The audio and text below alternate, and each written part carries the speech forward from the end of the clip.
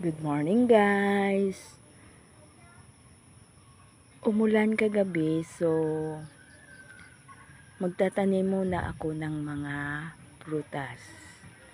So ang itanim ko ngayon ay marang ito.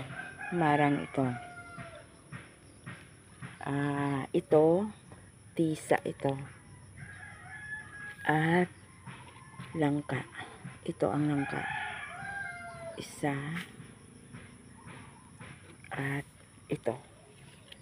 So, dalawang puno ng langka. At isa ang marang. At isa ang tisa. So, lahat ay apat. Apat na puno ng prutas ang aking itanim ngayong umaga. Yan lang muna guys. Thank you for watching.